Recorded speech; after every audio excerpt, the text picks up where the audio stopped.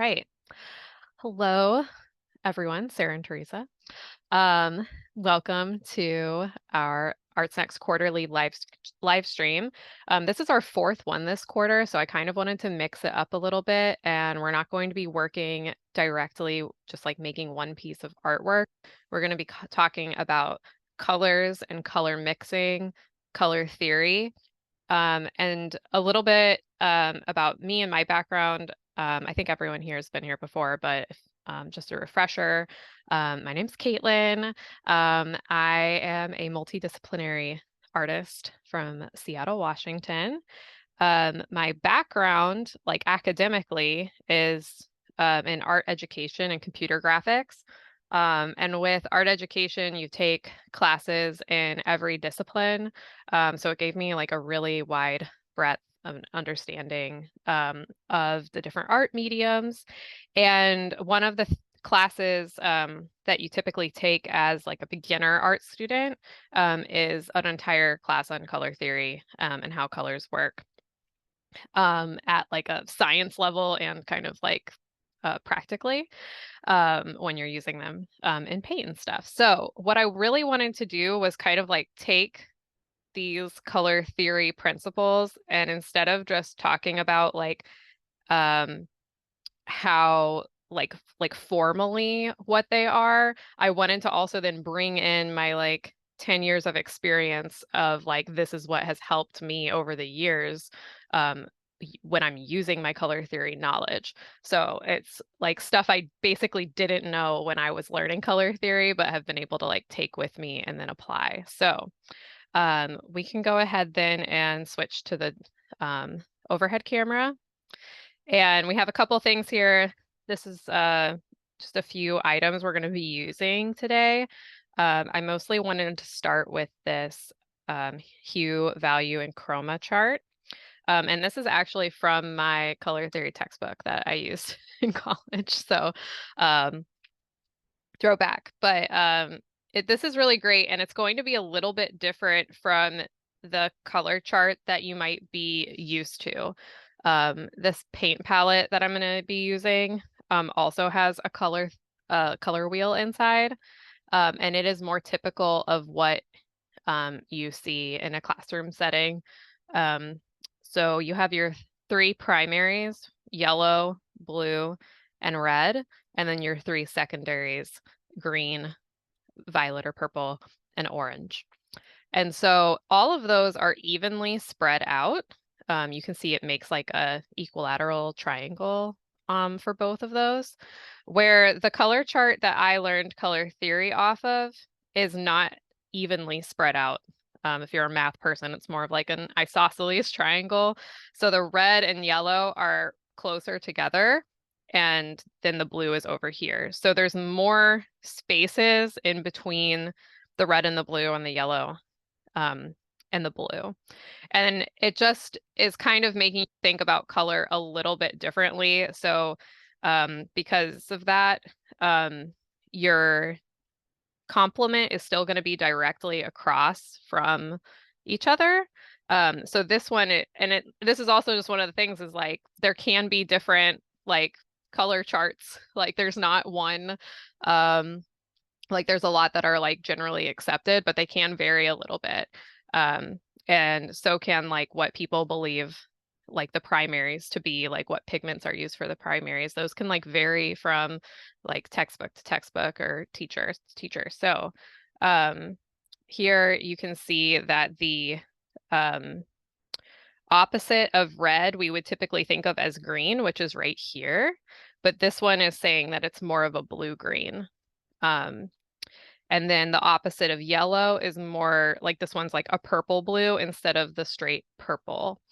And it's a little bit more of what's reflected on a printer where you have like cyan, magenta, and yellow instead of red, yellow, and blue. So like cyan is a little bit more, it's going to be a little bit more green. It's a little like a blue-green color. And the instead of the purple, it's a little more of a magenta. It's a little bit redder. So that's just something to think about. Maybe that will change the way you like look at colors a little bit. And hopefully what we're going to talk about during the class will expand on that even more and kind of like flip your brain over in case you haven't like gone over some of these principles. So another foundational thing to know about color is that you have your hue. You have three different attributes of color. So you have your hue, your chroma, which is sometimes to saturation, and then you'll have your value. And so the hue of a color is basically like what color it is. Like, is it green, red, yellow? It's not referring to its intensity at all, just what actual like pigment it is. The chroma is referring to how strong the color is. It is more referring to an intensity level. This describes it from grayish to strong. And so this might be used with like in terms like vibrancy or something. That might be what's referring to this. There could be other adjectives someone would use if something was going to have a strong chroma, a high chroma. You also might say it is more saturated, but saturation can sometimes mean something different, where in like the paint making process, a color could be more saturated if like more pigment, like physical pigment is used. So it can still have like a strong chroma and be low saturation if it's not a lot of pigment used. And then you have your value, which is going to go from black to white. And so that is going to be talking about if a color is dark or if a color is light. So even though like a color that is very like high chroma might be described as a very bright color, you're typically referring to actually like where it is on the value scale. But that is something that like as an artist, you really have to separate those two attributes, where like maybe before when you're like learning colors just in life, chroma and brightness might be the same thing to you. And then so when you're looking at this from like an academic perspective, you have to like break apart the color into three different attributes. And that's probably just one of that's like the really difficult part about colors, is breaking apart, I think, because like most of the time you can tell what color a color is. You look at it, you're like, that's red, that's orange, yellow. Trying to decide, is this color just brighter or is it more saturated? That's when it's going to become more challenging. And that's really, I think, where paint mixing can become really difficult if you don't have like a visual aid to look at. Something I loved about this book was it separates the hues into 10 different hues. And then it has a page for each hue. So this is like the yellow-red page, the red page, and each of these like blocks are the same on each page. So you can see that like some colors have a bigger range than other colors. So like not to say that like these colors like don't exist, but it would be like they don't have as much of a range within like pigments, or even just within our like humans' ability to see some of these colors.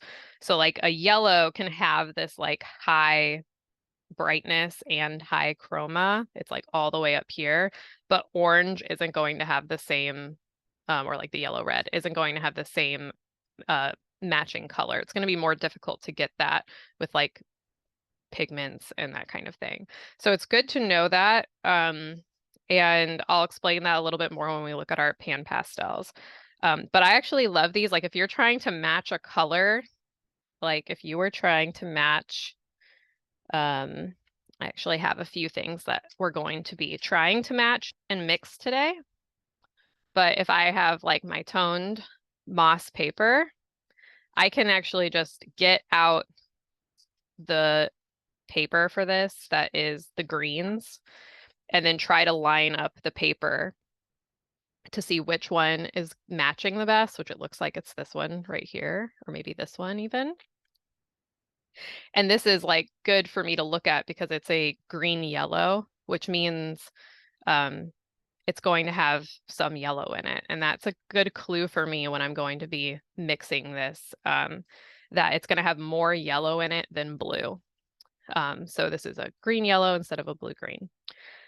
So if we decide to mix that one later, I'll know what paints to get started with. And I'll also be able to see like how desaturated is this color, how dark is this color, and then how desaturated is it. So it's a really good tool to have when you're learning about color and how to mix things. So I wanted to pull out the pan pastels that we got in our quarterly box, and I kept talking throughout the other live streams. I kept talking about how I was using the purple in like the shadows of my artwork because purple is naturally going to pull back in a piece. And that is how light is moving in space. And so the purple here is one of like science-wise, like the purple is like the lowest, I'm gonna butcher this a little bit, but it's like the lowest frequency color we can see. And so if there's a little, like in pure pitch black, we actually don't see color. We only see color once things start to absorb light. So if the little bit of light is let in, the first color we're going to be able to see is purple. And as things get brighter, we're going to get to like a yellowish, and greenish yellow is going to be the brightest. So if it's daytime, you're going to be able to see all of the colors, but if it's nighttime, things are going to pull back more towards purple. These other colors start to disappear. And if you ever watched any of Bree's streams when she was working with watercolor snacks, she would often say like purple is the universal shadow shade, and that is why, because it's one of the first colors that you can see even with a little bit of light. So most shadows are typically purple because of that. And so this is going to fall back in space. Our eye is naturally going to say that object is behind all of these other objects just because of how our brain is interpreting it. And then green, it is going to be a lot brighter than purple, but it's still less than yellow. And so that's why you can look at this palette and think like, wow, how do I use this palette with these? It's so colorful, like it's not neutral. Maybe you're not used to working with colors, but you can really look at this as a black, a mid-tone gray, and then a white, and like continue in your piece. Kind of like this portrait example. On the brightest parts of this woman's face, I used almost a pure amount of the yellow. And I wanted to show you a project I did in school to depict like how color is moving through space. And it's looks a little bit different on this camera. So the green and the yellow are kind of fighting with which one you want to say is the brightest.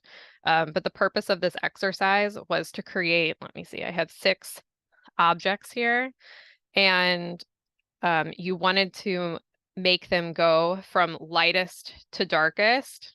And then I was graded basically on how well I did that. And I showed Sarah earlier, I got a B on this. It's not perfect, okay?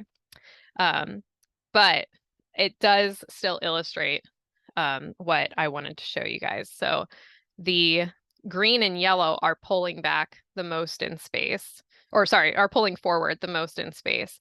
And this one, which might even be hard for you to see, is purple. And it's a very dark purple.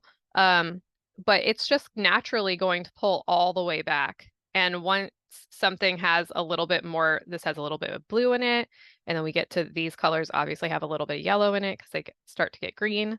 Those are going to pull forward the most.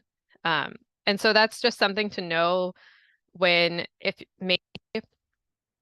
if you're using yellow in an art piece, let's say a landscape, and something is really far away and it's dark outside, it's not going, like, you're going to want to desaturate the yellow a lot before putting it in the back of your piece. Otherwise, it's going to bring whatever you're painting all the way to the front and confuse the eye, I guess. So, but if you were painting a landscape and it had a flower at the very front in the foreground and it was yellow, that would make the flower, it would emphasize how close it really was to you. And so just some things to think about if you're curious about how to use color more appropriately. So let me get back to this. Referencing my notes here. I want to talk about some paints and their attributes and mostly like their ingredients. So that's something that comes in a lot. Like, so it's like in school, I learned all this stuff about color theory and I used paint in class, but I wasn't looking at the bottle to check out like oh, what exact pigment are we using here? Um, and stuff. Like you just kind of like used what was in the classroom. So applying what I learned really didn't happen immediately. It happened over like the last 10 years. And so something that you'll learn is that every brand, first of all, every brand is going to have like they're going to be considered artist quality. And this can kind of be called, it's going to vary, but it's called like artist quality, master quality, professional. And then sometimes brands have another line of products that they're going to call a studio line or a student line or something like that. And that's really going to be a difference in like the quality of pigments and just the manufacturing process in general. So that's one thing to know. Another thing is that every paint or like the brand is going to have a marketing name for that paint, but it's not necessarily going to reflect the pigment that is in the paint. So this one's called Golden is a very like I would say it's a very professional brand. They make products for professional artists, and their brand very much reflects like a lot of their names are going to have that exact pigment as it. And so you can kind of see, I know it's going to have this PY43, that's the pigment name. And every paint, if it's like a professional quality, is going to have the pigment name on it that you can look up. And so you'll be able to see like if a name differs between two of different brands. Yellow ochre is typically like every brand is going to have something called yellow ochre, but you'll find that like some brands, it has the whatever this PY43, which if you look up is I think going to say yellow ochre on it. But I've looked up ones before that are yellow ochre and there's actually a little bit of black added into it, depending on like what if they're trying to get a darker yellow ochre, and but it won't reflect that in the name. It won't say dark yellow ochre. So that would be something that will differ between brands. And I have a really good example of this in my reds, which I just need to grab. Oh, it's behind me. Okay. So this is the Sennelier. I always have to think before I say that, so I pronounce it correctly. This is the Sennelier Primary Red. And this is what, like just looking at it, you would also say, hey, this is a primary red too. It's this one, I mean, this one actually has the pigment color on it, but it's not really the purpose of this exercise, but these look very similar. They looks like both of them could be included in like a starter kit of primaries if you're just looking to get a basic red. But this one contains the pigment PV19, which is a purple violet red. And then this one contains the pigment PR254. And this red is going to lean more orange.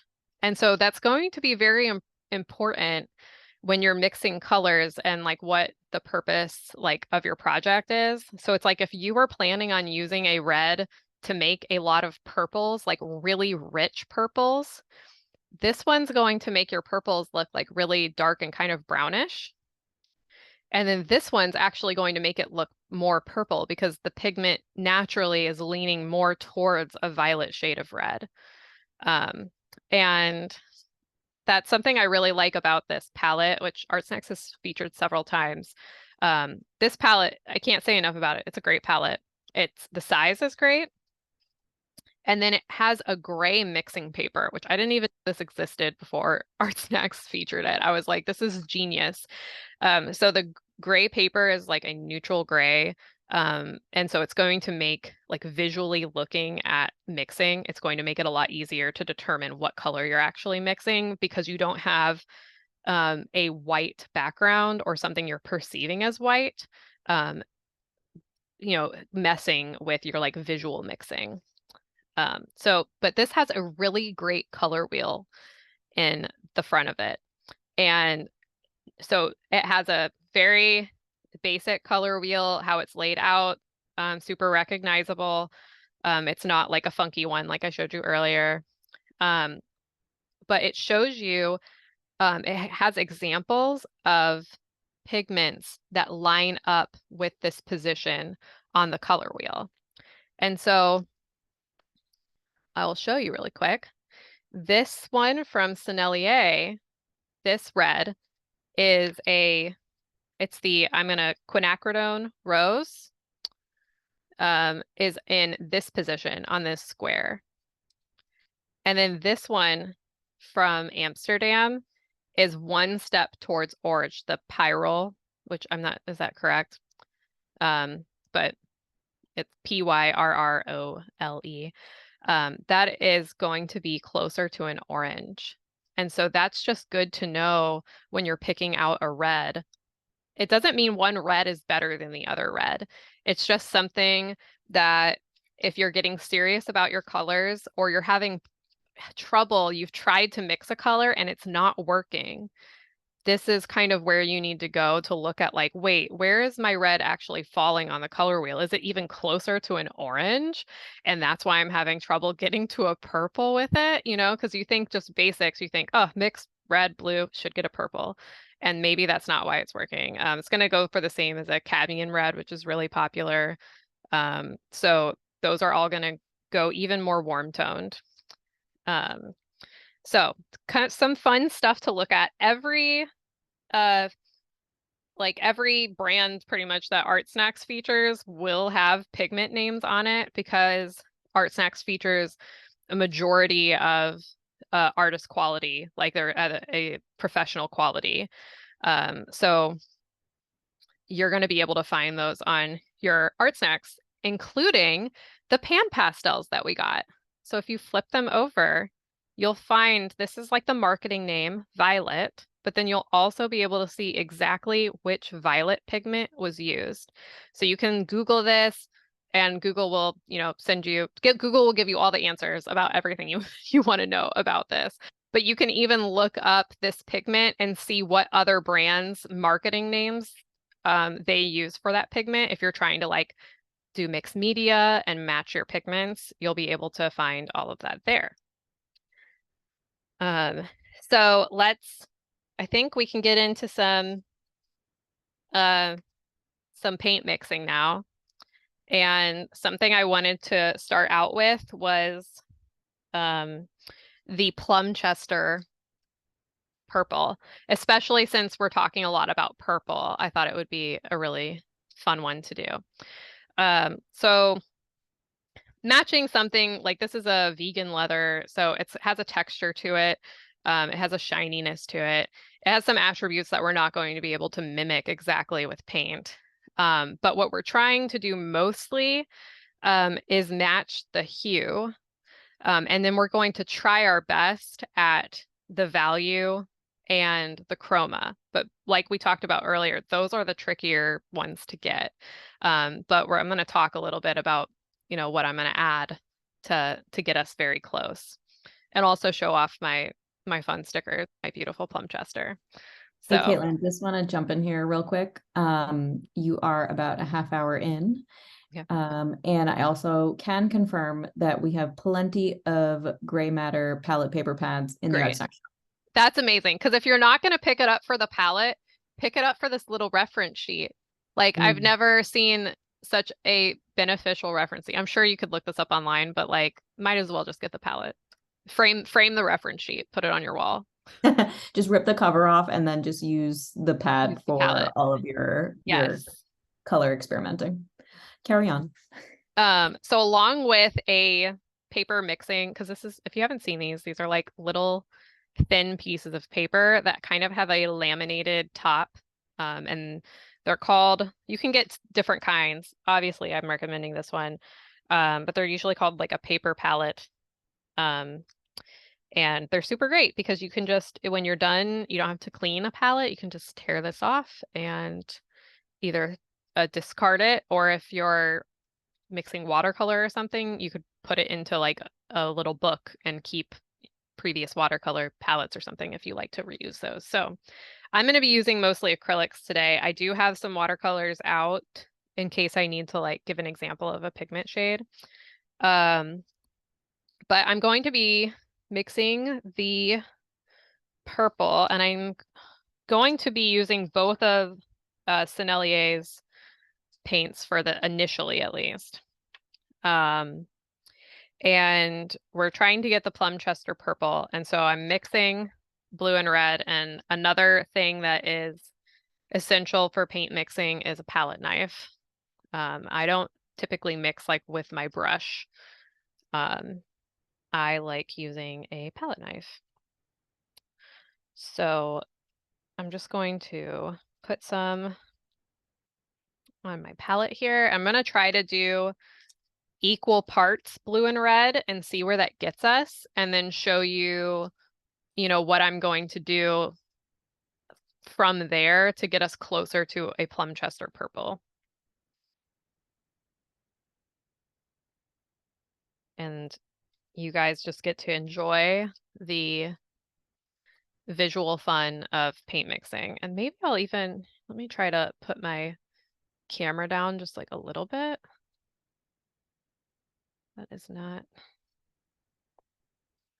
it's like I don't want to like, there we go. Woo! Okay.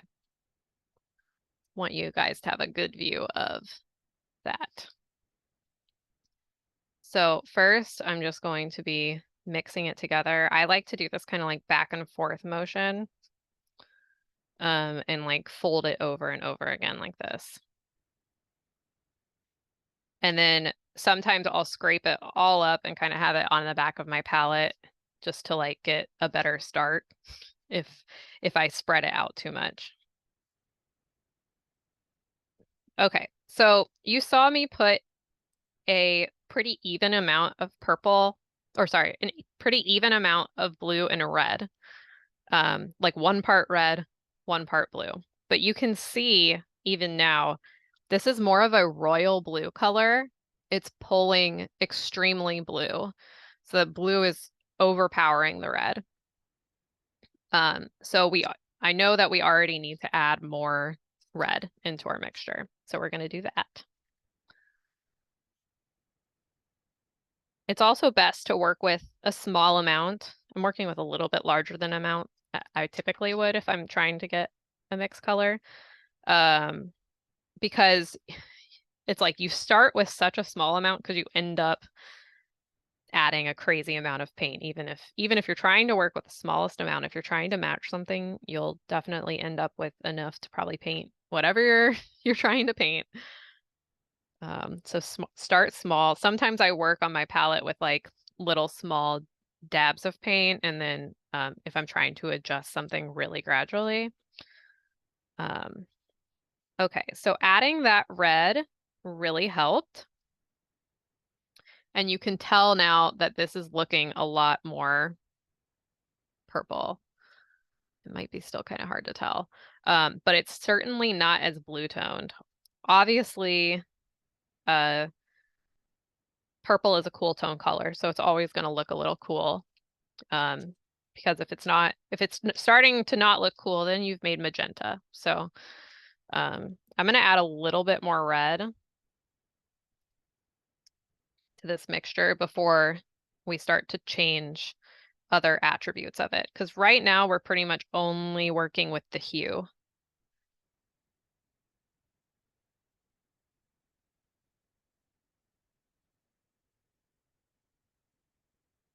Man, mixing paint is so satisfying. Hey, Okay. Caitlin, I was so excited that you were going to do this paint mixing. I recently started following, and this is so nerdy. I recently started following an artist on Instagram who does paint mixing, and they'll like take paint chips from like hardware stores and just for fun mix the colors in order to match the paint chip from the store. Yeah. Um, and I feel like you are just following this pattern right now. So, but we're Well, just I'm matching glad. Plum Chester. So Yep. I'm gonna drop it in the chat. So I'm gonna The hold up the artist Plum is Chester. Oh, yeah, yeah, yeah, yeah. definitely do that.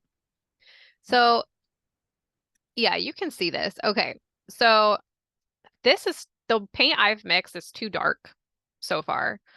Um, this the Plum Chester is lighter. I think that our hue is actually pretty good right now. But it needs to be lighter. And there's two different ways we can do this, or there's lots of different ways we can do this. I'm going to tell you two different ways, and then I'll explain why we're going with the one I'm going with. So, we could add white, which I also have the Sennelier in titanium white. But that's going to change a little bit just based off of what I know about titanium white. Titanium white is a very opaque color. And that's something else that is marked on paint if you weren't familiar. So opaqueness is marked right here, and it's that that black square that's all the way filled in. That means that the pigment used is opaque. So sometimes you'll see this black square and it will have just one side filled in. Sometimes you'll see it and it'll just have a line through it.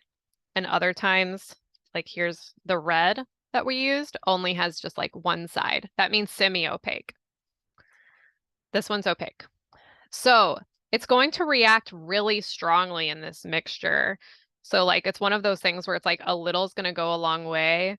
And it also might make my color look a little bit matte, a little bit chalky, especially depending, like this is a matte paint as well. So I need to keep that in mind. But it will certainly lighten it up like we discussed with our value scale from earlier. Let me pull that up. That got hidden in my papers. But oh, here we go. It's going to like pull it up this scale, which would accomplish getting lighter. And we might end up adding a little bit of white into it. But before that, I'm going to try to add this, which is quinacridone rose, which is also the same pigment that was in this primary red. They both have the same pigment. That's all that's listed on both of them is PV19. Same with this one, PV19. So what I'm guessing is this is a standard series paint.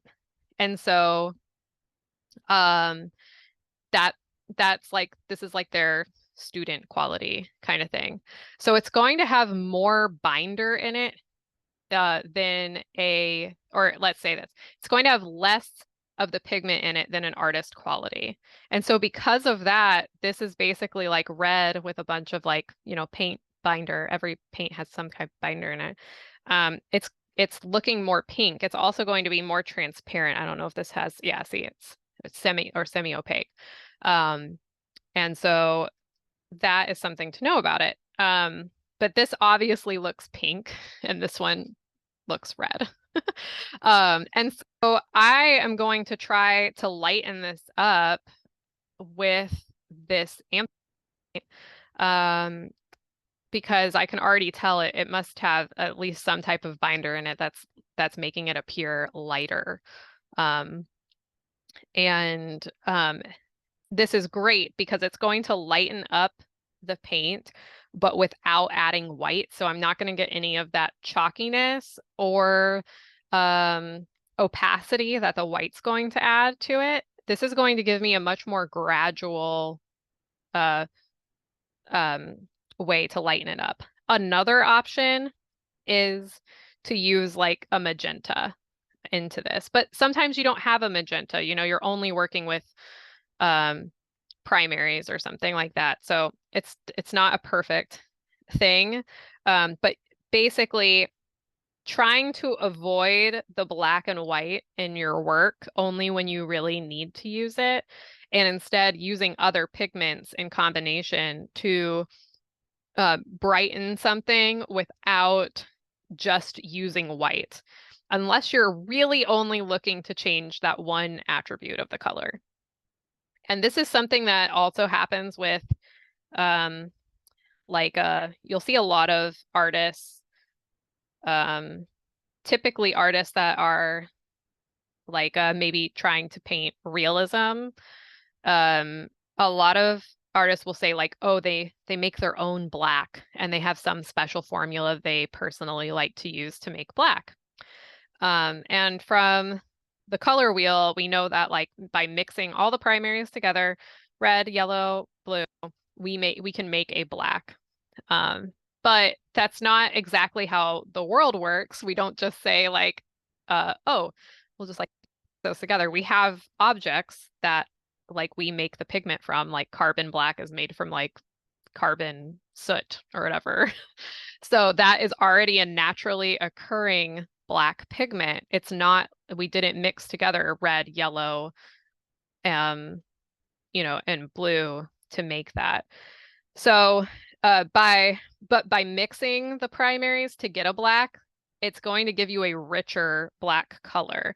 So that's just like another, I don't know, a little tidbit of information. So let's try mixing in this pink color that is apparently just red based off of the thing. That might have even been too much, but another thing about mixing acrylic paint, I'm not exactly sure if watercolor behaves this way, but something that acrylic paint will do is even if the color is light fast, just on initial drying, it'll dry exactly one shade darker. So if you're trying to match it exactly with something, you want to go just a tad bit lighter, because it will just get a tiny, tiny bit darker on drying. Okay. So this lightened it up quite a bit. And I know I'm really trying to help with the light here to try to get the right light here. But that's looking pretty good to me. But it also is still, to me, it's just a little bit too dark just because of like the sheen of the vegan leather. So I'm going to add just a little bit more of this pink.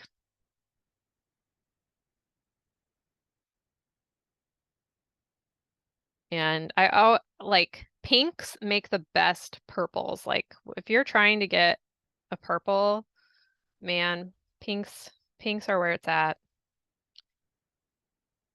And I think it's just typically because purples like are just automatically going to be so dark that sometimes you just need to start a little bit lighter.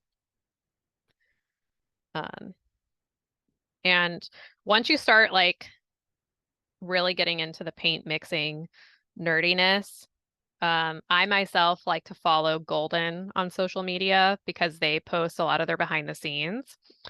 And you start to realize like, oh, these paints are made from like pigments that we have to harvest or manufacture. Like it's not just like something magically like, oh, you add purple to it or whatever. And so when a brand like Golden, they also have a huge range of like neon or fluorescence. Those are not naturally occurring pigments that you like harvest like you would like a clay color or something. And so yeah, you can learn a lot about their process for then like how they go about that. I'm pretty sure their fluorescents are actually polymer pigments that they like little polymer microscopic pieces, and then they dye those pieces a certain fluorescent color, and then it's mixed into paint. So it's like very interesting, the whole process around that. And then you really get into this weird place where you start to question everything, and you're like, what is paint, really? Um, and you're like, what's the difference between ink and paint if everything's just a pigment and a binder? I mean, it really kind of like really throws your mind for a loop. So lots of fun stuff out there. Okay. Hey, Caitlin, will you actually do like a swipe of paint on the plum chester so we can see how close We you get? are. I'm going to, yeah, this is ready, kind of. I'm going to add the tiniest bit of white to this. And then what I'm actually going to do is paint a piece of paper, or the edge of a piece of paper. And the texture is going to be a little bit different. And just a little bit more white. I know I've been teasing you guys by like just mixing this and then not doing anything with it yet. But man, there's so much to talk about color. Okay. We've mixed that up. It's looking pretty good. Looking very good. And I'm going to take some of this white mixed media paint on paper. This paper's great. Believe this is also still available in the shop. And I'm just going to paint like the corner of this. Let me move this up so you can see.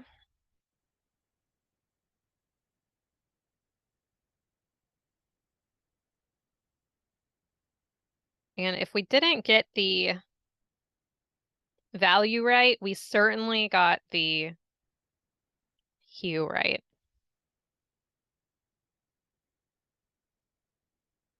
Okay.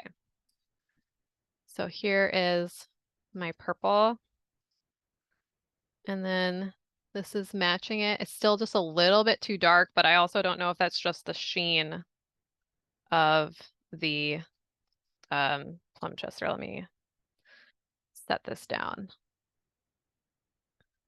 So it's pretty close. It probably needs just a little bit more white, I think. But I don't know. That's actually, if depending on how my light was behaving, that's pretty close.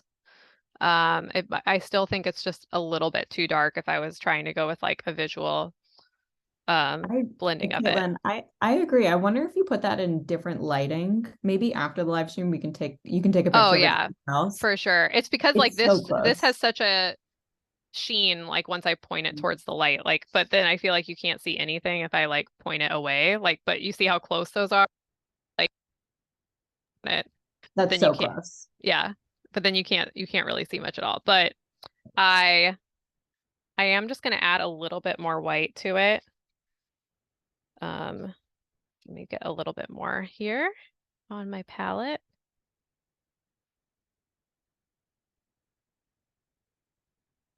Just gonna try to scoop all of this into the paint. But it's like I don't want this to go all the way to lavender. But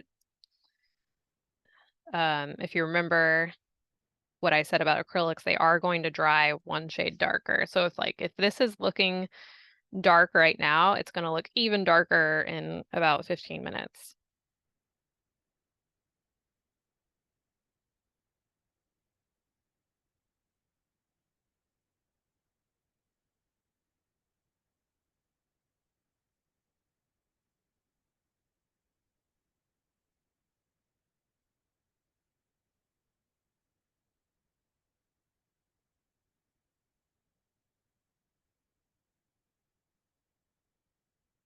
So something I like to do with my ArtSnacks things that I get, like if we get a couple pieces like this pan pastel set in a box, then I like to, like if the next time I'm like shopping in the art snack shop or at my local art store, I will then, like if I really like that brand, that product, I'll try to fill out like my primaries from that brand. So then I can mix whatever I want with like the starter kind of set that whatever art snacks got me with. So really the next pan pastel I should get is like a red color since we already had um, since we already have pretty much the rest of the color wheel on there. Um, so that's even closer and it's going to dry here in a minute. So those are super duper close. But yeah, so if you want to make your own plum chester purple, we get your quinacridone rose in various forms, a PV19 pigment, and then a PB15, which I would have to look up. This is just, they just call this primary blue. So I'd actually have to look up what type of blue pigment they use. But it's pretty simple to, like once you start Googling these pigments, like it'll come up immediately with the pigment name. So it might be like ultramarine or phthalo or something like that, even if it doesn't call it that in the name of the paint itself. But yeah, so that was some fun.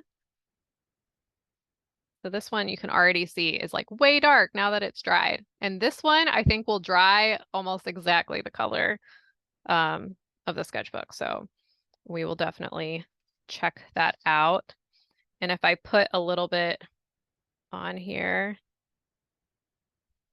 I think you'll be able to see it, but it's pretty close.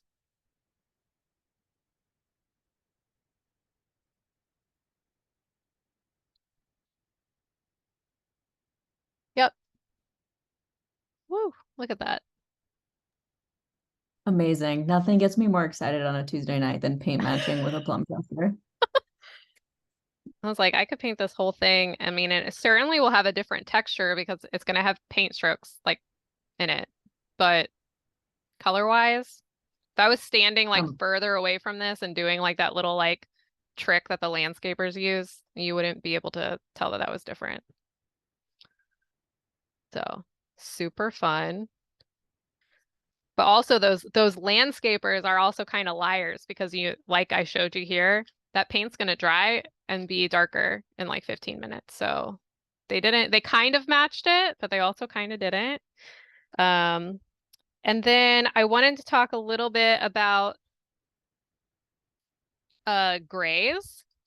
And you just give me a moment to grab what I want to grab here. Where did I put that? Oh, here it is. This is just another example of a color I wanted to show you. How to achieve maybe a difficult to mix color. And grays are really hard because you can have a gray of any hue. And so you have to determine like what gray is that and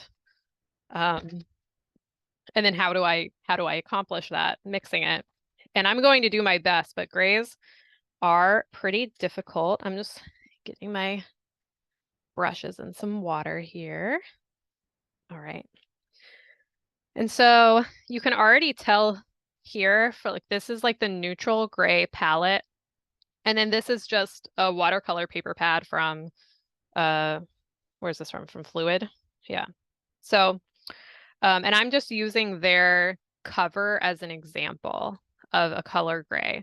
So this is supposed to be exactly a neutral gray. And I'll actually show you that in a little bit, that it pretty much is exactly like black with white.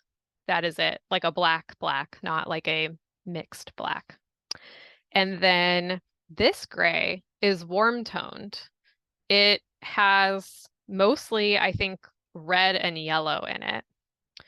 And so something that if you have like some color sheets, like I've been showing you, you can basically see that every color is going to have a gray. Like, oh, this is what a pink toned gray looks like. And then this is what a yellow red gray looks like, a green gray. And that's kind of like why you're at, like when you're at the hardware store, you're trying to pick out a paint for an entire color room. And you pick a color gray, but then you paint it on the wall and you're like, oh my gosh, why is this room blue? I thought I painted it gray. And it's typically because it's going to have this undertone, and like depending on light and how much coverage and what colors are around it is really going to influence then how it's looking. So the only way to get like a true neutral gray is to take one of those pigments that is actually black and then mix white with it. And I have that here.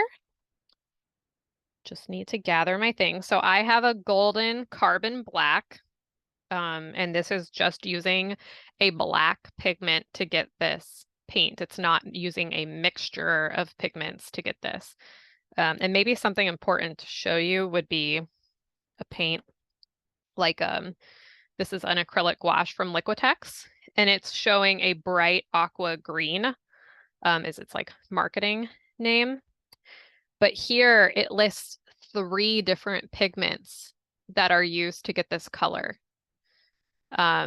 So that's that's what it looks like if you were to pick up a color and it have multiple pigments. It's going to list all of them individually. So this is just black. It's not going to have a, like carbon black has a pretty neutral undertone. It's not going to have like a purple or blue or whatever.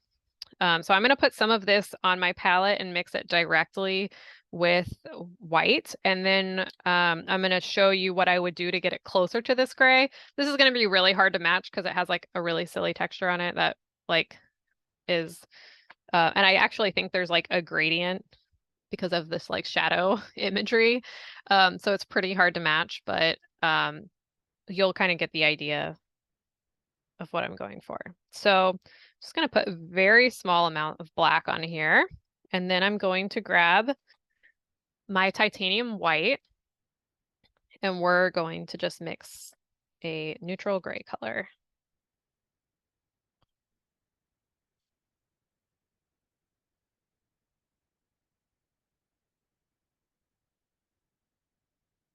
And black is so powerful. I mean, so is titanium white because it's so opaque, but black really goes a long way.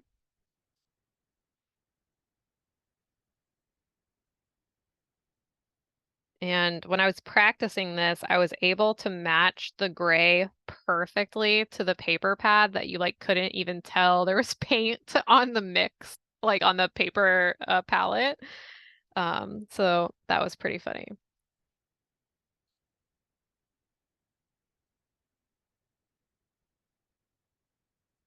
Okay. And like that's already looking pretty close, but it's a little bit darker than the paper pad and certainly darker than this. So I'm going to add some more white.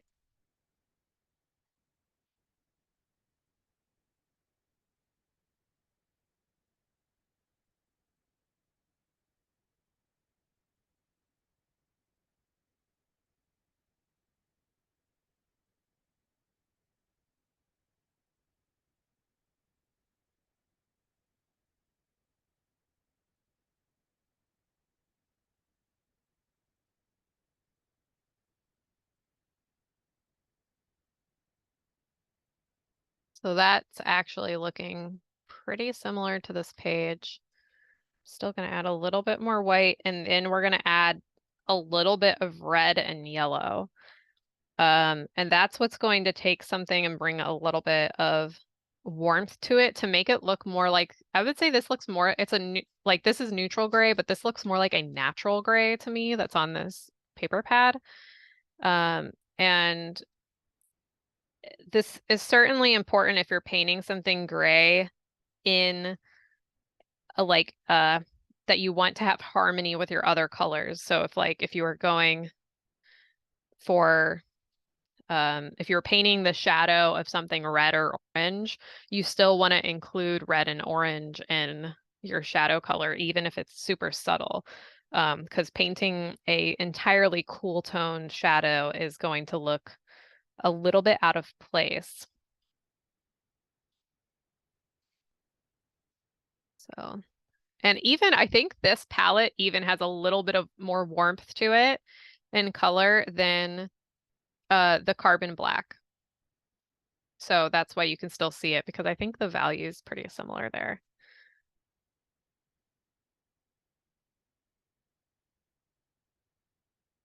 Okay, and then for my warmth, I'm going to be using some yellow ochre, and I'm also going to be using, this is some red from Liquitex. This was like a trial color, so I think, I don't actually know what pigment's in this, but we're going to go with it.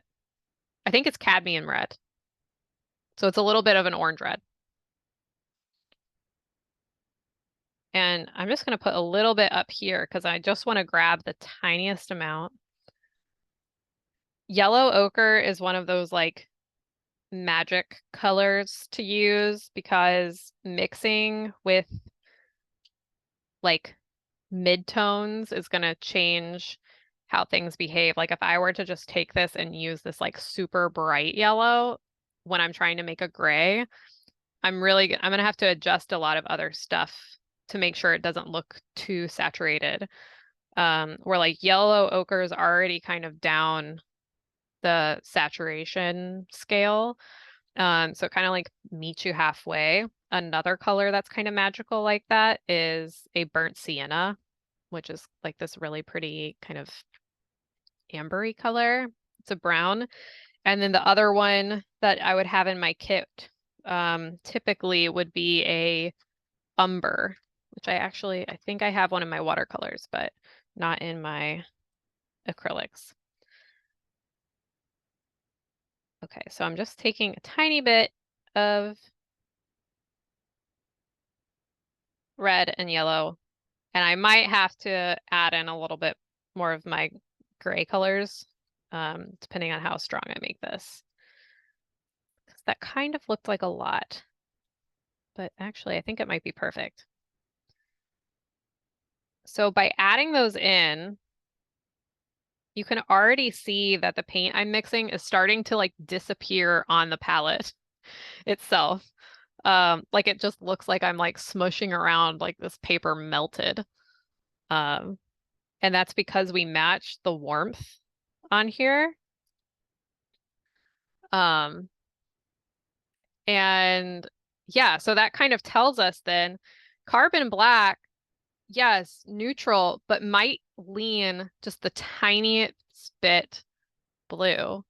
And we brought out red and yellow. Or that could also tell us that this gray palette is just a teensy bit closer. You know, it has some red and yellow in it. It's still a pretty neutral gray, but this certainly is looking more like the gray here. And this is way too dark to match this palette though. But I don't want to add any more yellow to lighten it up because that would certainly just make this look like yellow. So I'm going to add more white.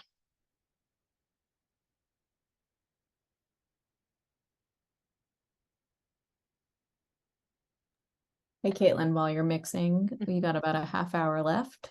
All right. And I'm also very captivated and hooked on this color mixing experience. So carry on. All right.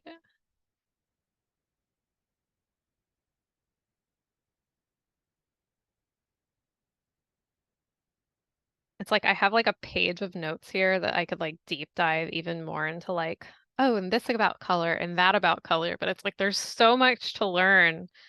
And I think color is one of those things that's like there's like when you find something out, it's one of those things where like you feel like you need to tell someone about it, like where you like learn about a pigment or something. And so when I was taking notes for this live stream, I was like, oh, and this and that, and it's just impossible to cover everything. So hopefully I at least brought something new to your attention that you maybe weren't thinking about, or maybe you had learned about, but you didn't know how to apply it before.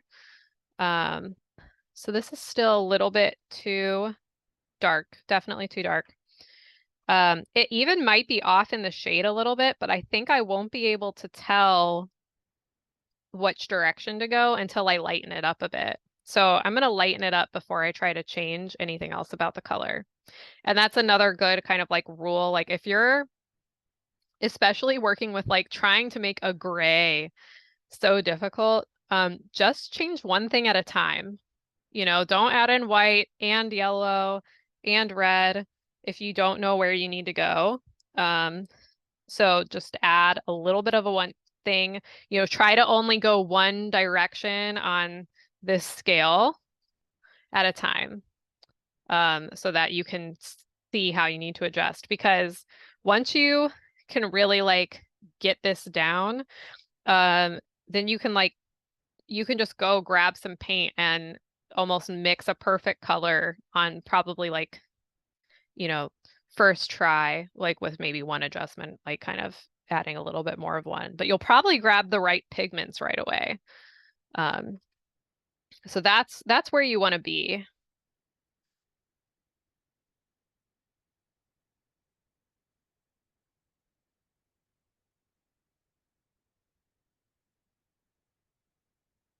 All right. Mixing this, I think I need to go way lighter. And then the more paint you're mixing, the, you know, the more color you have to grab, because you, like I said, you start out with a little tiny bit, and then if you're trying to color match something, you're going to end up with a lot of paint.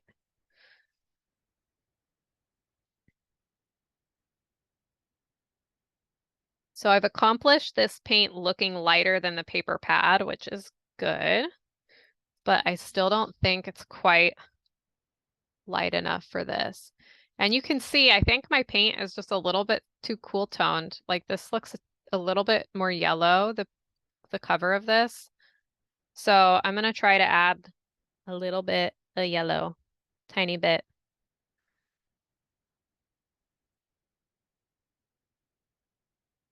But things can typically, or can, sorry, quickly look too yellow. So I am trying to avoid that.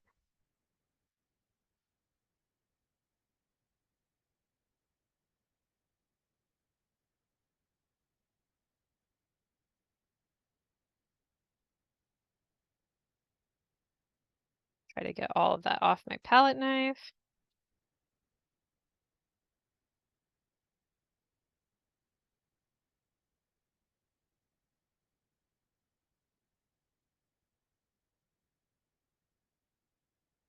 Looking a little better.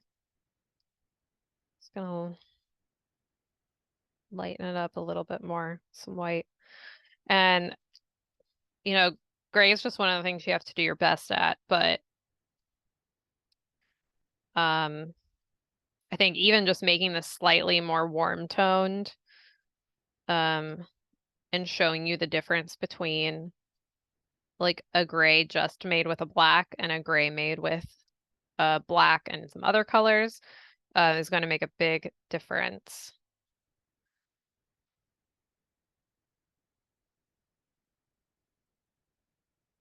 And if anything, this might not help you in your artwork, but it will definitely help you in picking out a gray for your living room.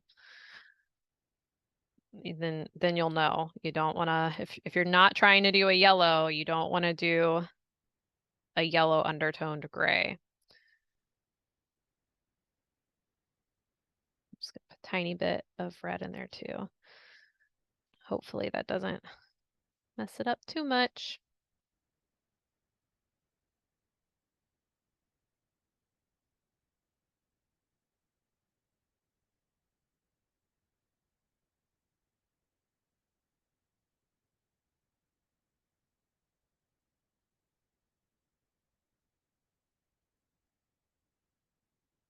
So I think the hue is pretty good. Still might be a little bit off with the brightness. I think this is like a little bit still bright. but now that I'm working with a lot of paint, I don't know how much white I really need to add. But again, before it is going to dry one shade darker, so we can keep that in mind.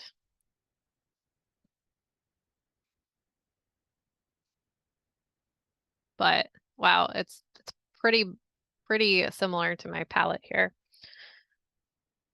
I'm gonna go ahead and paint this onto another corner of my paper.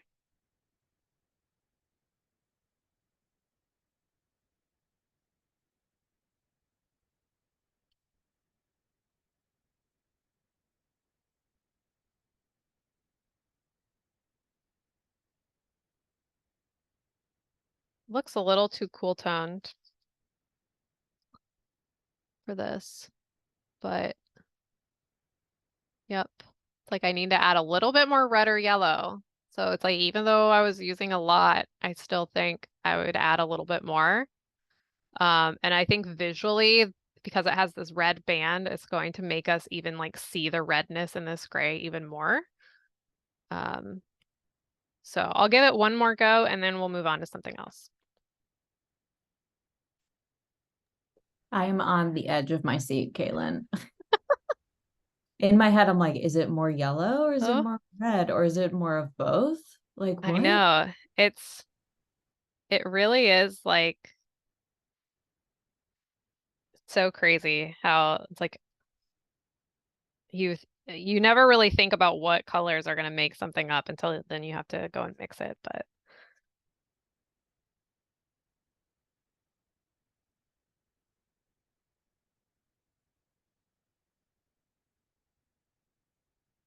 I picked a white or a yellow undertoned white in a condo that I lived in.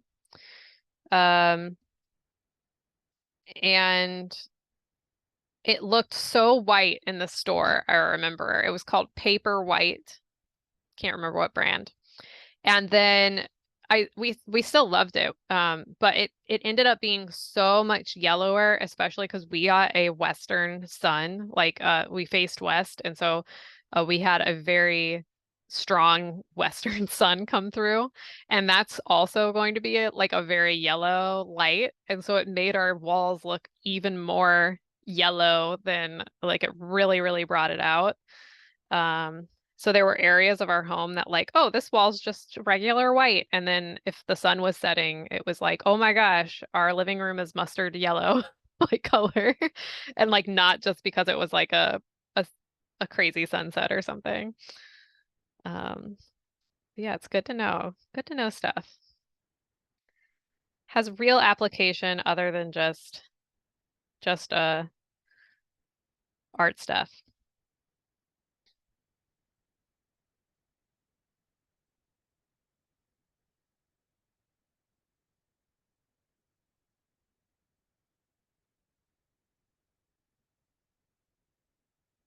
Oh, just realized you guys couldn't see that.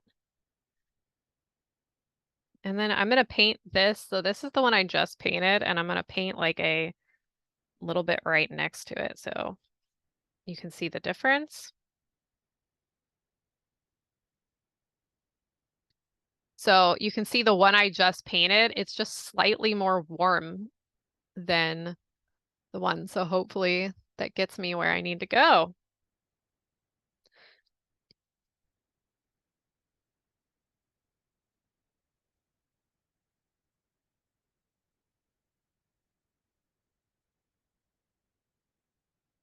I think the value's just off now, but it might dry the right color because it is just gonna like, because this over here, where it's a little bit drier, is looking really similar. So I'm gonna give this a couple minutes and we'll come back to it, see what it looks like. But it certainly looks better than this one. This one's way too cool toned.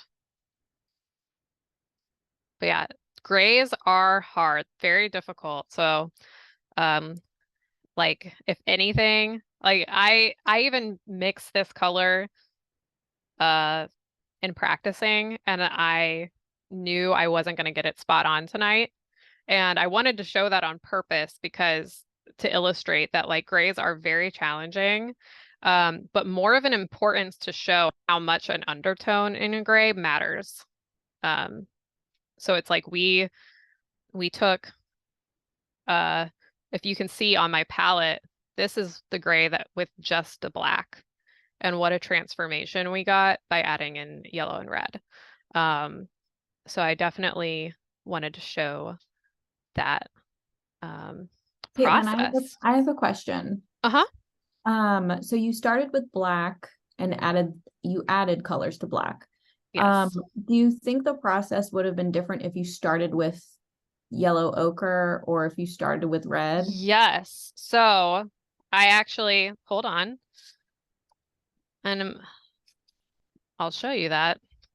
Have a little swatch here.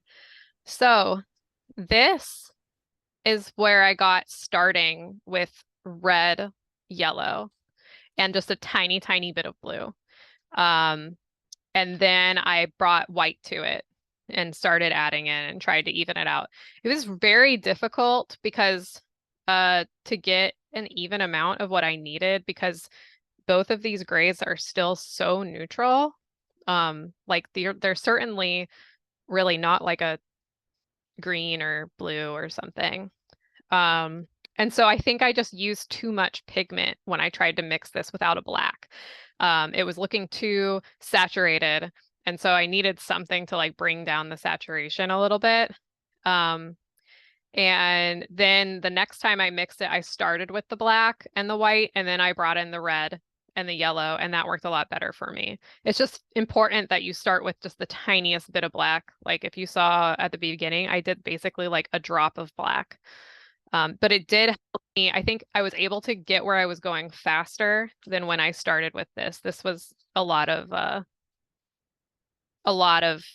this and that, where this one was a more natural place to get there, which I think I turned out something slightly more orangey in my practice.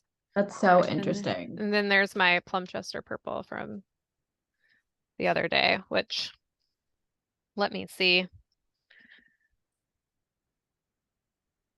how that looks. Oh, that is interesting. Okay. Dark. Yeah. But again, it's going to dry the one shade darker, and then you can see where I painted this earlier. So yeah, super fun.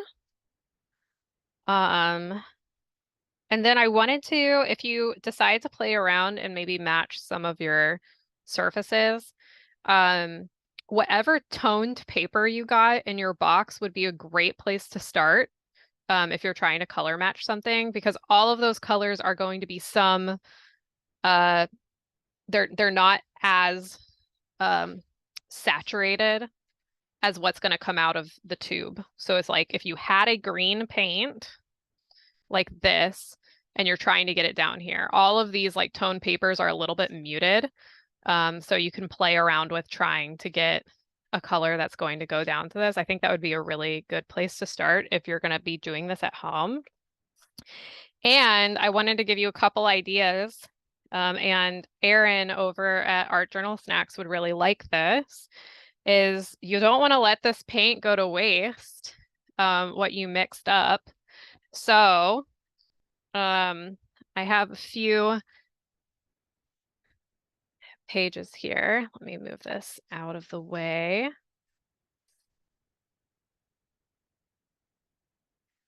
But these are some pages where I've gone to just use paint in my sketchbooks. And this is a really great way. Also, if you remember Bybun being a part of ArtSnacks, she would do this a lot. And she like totally changed my perspective on my sketchbook, where if you had a page that you did not like in your sketchbook and you just hated looking at it, she would do like these cover-up pages. And so sometimes she would start by just painting the entire page in her sketchbook. But this is also like a really great way to use up paint, extra paint. So it's like, oh, you have some extra paint on your palette from something else.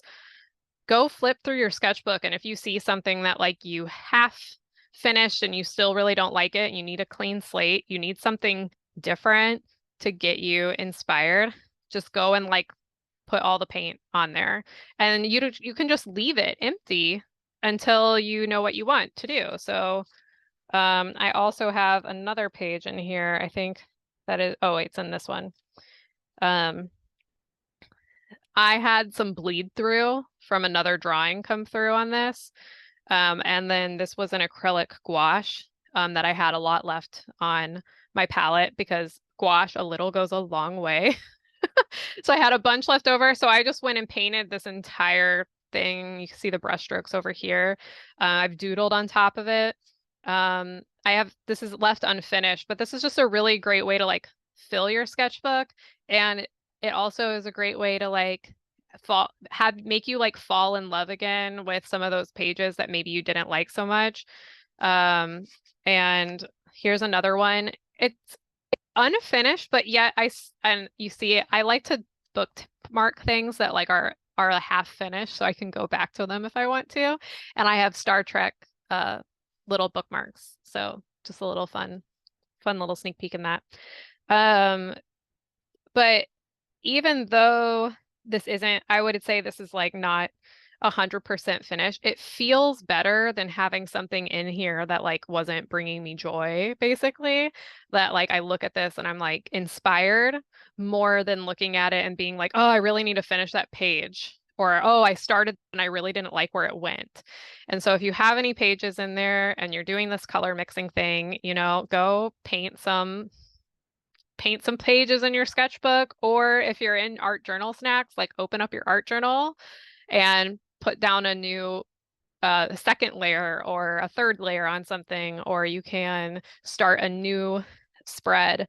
A lot of times in art journaling, here's my Star Wars art journal, you need to like paint some type of base layer. And so you can just use this extra paint to go in and do a nice base layer of something. But it doesn't have to be anything crazy. Like this could have probably been done with extra paint from something. But yeah, so I didn't want to tell you guys to go and mix up all this paint and then not give you an option of what to do with it. Or just to say to toss it, because that wouldn't be good either. So yeah, I think I know we are going to end, I think, only a little bit early. Not too much, but if anyone has any questions for me right now, I can take them. I totally understand. There's only 2 of you here right now. So if you don't, that is perfectly fine. And I'll be sure to post like better lighting pictures of how these are looking as they dry especially with the plum chester. So you can see how those looked. Yeah, I'd love to see before and afters or like side by side. Yeah. I think those would be really awesome. Yeah. Teresa, I know that you are the lucky one here. Thank you for the private lesson. You are welcome. Do you have any questions? Anything you want to show? Curious what you were drawing or if you were just listening. It doesn't have to be with anything we were doing tonight. If you want to show anything you've been working on, that'd be, but no pressure. I think these color mixing like experiments are really big on social media right now. I follow a lot of artists, so it's cool to like stumble upon these and then learn tonight like about how it goes down. So I found this super informative, and heck, like, we went to art school and I'm like relearning everything all over again. Right.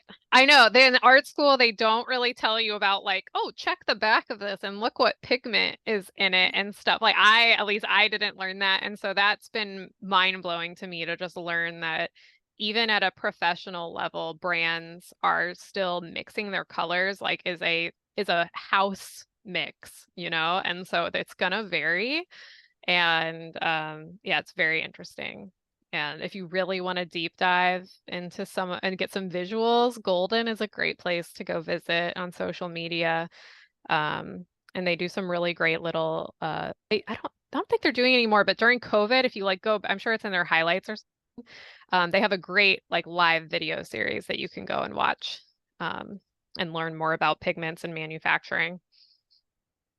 Yeah, they are like pigment and like paint obsessed. So Yeah, I would they're love like paint science nerds, like for like in a very good way. I mean that in the best way possible. shout out to Golden. I'll Yeah. let them know that we're big fans. Awesome. Well, thank you so much, Caitlin, for your time. Obviously this is recorded, so hopefully people will catch the playback. We'll post it tomorrow, and you'll get a notification about it when it becomes live. Teresa, thank you for your time. Caitlin, you as well. And yeah, that's all we got. We'll see you next time. Bye.